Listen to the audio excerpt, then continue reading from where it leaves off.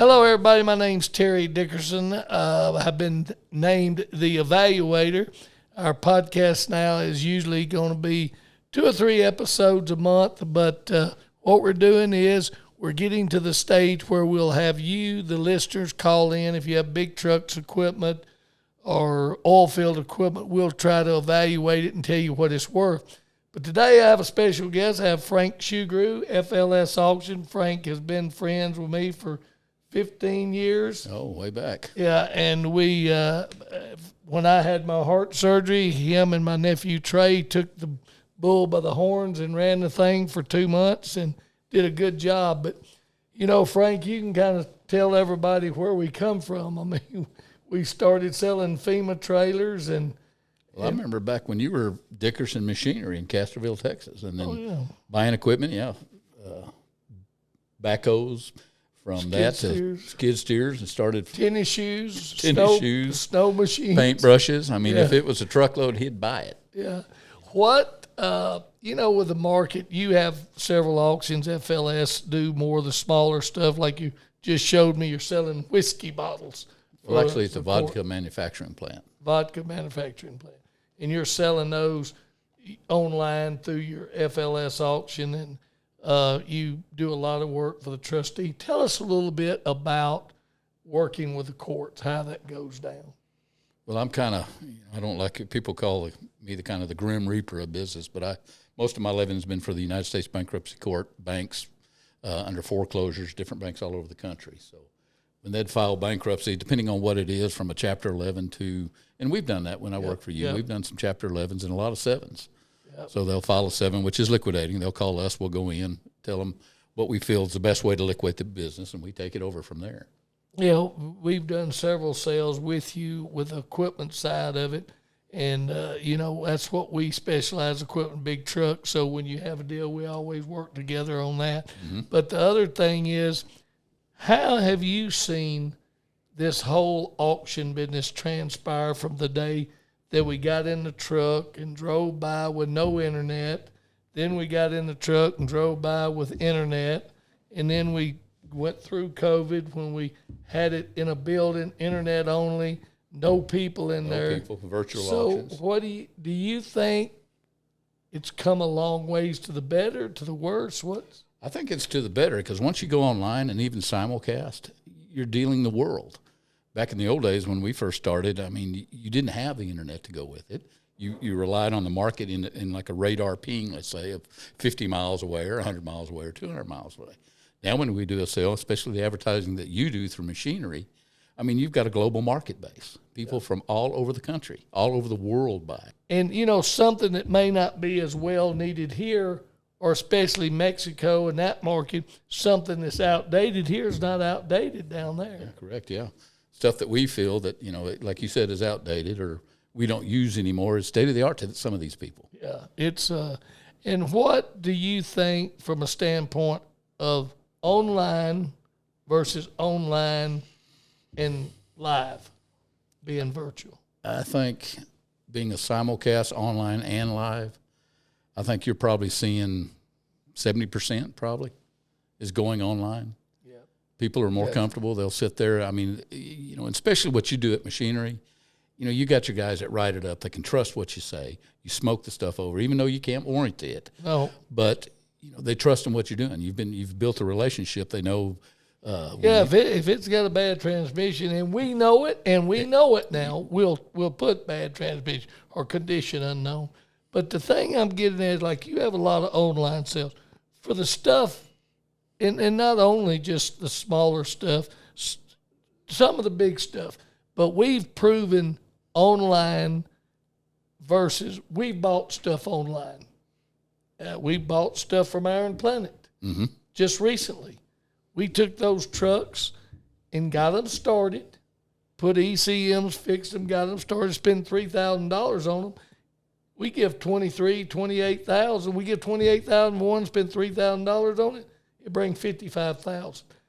That kind of stuff makes a difference live and virtual, because you've got a man standing on a running machine.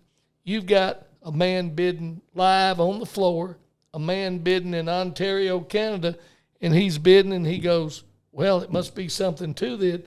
They got a guy live there. He must have looked at it, so it must be okay. So I'm going to bid again. That's what I tell everybody. The live and virtual makes a difference. Yeah, and you've got your old school guys that just won't even turn on a computer. Exactly. They won't. They want to show up live. They want to go up and touch it, feel it, hear it run, and you can't put their head into a computer to save your life. Right. But it does help when you have live and you're online, and then you also do phone bids. Yep. We have a lot of customers that we trust that are on the road buying equipment or doing whatever they're doing, and they can't stop and pull over in a computer and sit there all day. So they say they'll be sitting in a machine. Yeah, they sit on call us and say, when you get to lot 152, we want to buy 152 through 156. Well, you or one of our ring men or Trey or somebody, it's people that we know and have done business with. We can't do it with just Tom, Dick, and Harry, because we have no pays. When you see some of our stuff come back in the sale, a lot of time is people purchased it, and, my wife did, I didn't need to buy it, or I thought I had the financing, or, I just got excited. I had one guy say, my 2-year-old granddaughter climbed up there and punched the button. I had a guy say really? He fell asleep and bought something, and I questioned him, and I said, well, if you fell asleep, you also have to confirm that bid, so you must have been moonwalking. Must have dreamed twice. Yeah, so he had a dream on bidding. Yeah. No, it's like you're on, your call bids, the people that call. It's relationship you built over the years. Yep. You trust them, that, they're good, they're the handshake you can take to the bank. That's right. What is the most weirdest moment you can think that we've had working together in our auction? That may take you some minutes because pulling the old auction truck I favorably call Jenny through the mud with a bulldozer. Oh yeah, with Pumpkin there. Yeah, and this guy. This is a big black guy. He's just funny as hell. He had this orange shirt on, and he got his foot. It was so muddy. He stepped in and he pulled his foot out, lost his. Well, half the crowd lost their shoes and boots, and we literally drug the train. And everybody was checking out. With a Maruca that we were selling down in Houston, and it come a flood.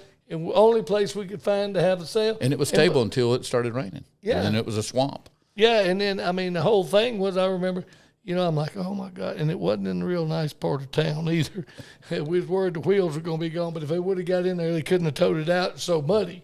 But we did. We pulled it with a Maruca that we were selling. And, that's probably And there wasn't a rubber boot to be had in 50 miles. Yeah, who thinks it used to. But then I think back the time that we sold everything. We had statewide auctioneers, and we all, of course, I got so busy, and we were selling everything from. I bought stuff from, remember Coleman's, the people that make the coolers over at New Bronzeville. We had. I bought wardrobe things. We thought that was going to be a big business, but we realized, we learn, and the way you do it is good because you'll go in and do it for a cost plus your advertising and all that. I don't get my advertising money. I pay for that, but. Well, let me talk to him. Okay. And I'll get your advertising. Oh, you will. The whole thing is that when we do it now, it's completely different because we're giving that guarantee on the big stuff. That's why I love your side of the business. Hey, it's just grind it up, get the court the money so we can distribute to the people they owe. Well, it's good too on my side. What I enjoy about the business, even when I work for you, and when we were partners, everything changes. Every day's different. Oh yeah. You can walk in. Every day's different, from selling vodka to selling a podcast company. It's just a turn of a light switch. By the way, this is for sale if you know somebody. No,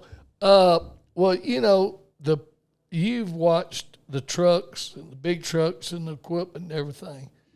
When's it end to this? I don't think there's any end when you're a global market. You're not relying on just certain markets. You got a global that you're dealing with. Well, and the other thing is, Frank, that nowadays the supply and demand, and I'm afraid our manufacturers through COVID, they caught on. They decided, why do we want to sell Ford pickups and our Ford dealers fight over selling them and selling them for $3,000 back at MSRP. They're selling them some like a Ford Bronco. Some of those Broncos are bringing 20,000 over. TRX Dodge 20,000 over.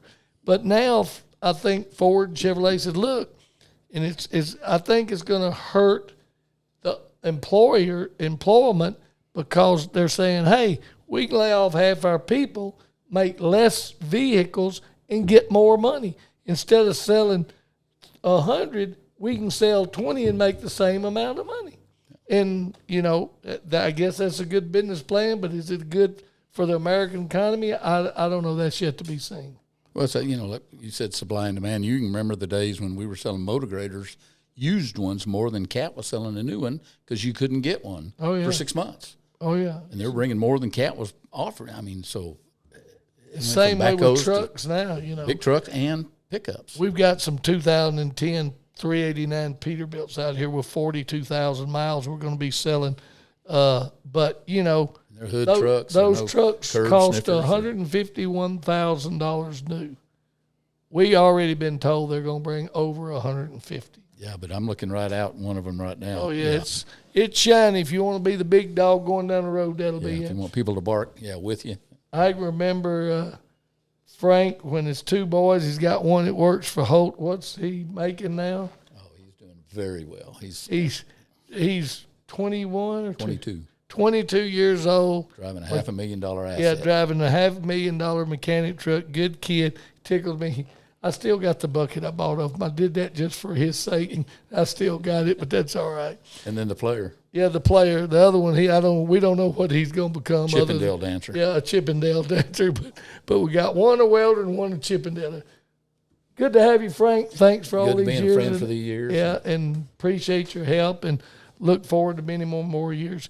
If you want to call in, we're going to have the number on the screen. You can write it down, and you can call, and we'll tell you when our next episode is, or you can call and leave a message and tell what your question is, and leave your number because we may want to call you back to get more information to give you a real evaluation. I don't know that I'm the evaluator, but I got a strong opinion on most everything. So good day and God bless, guys.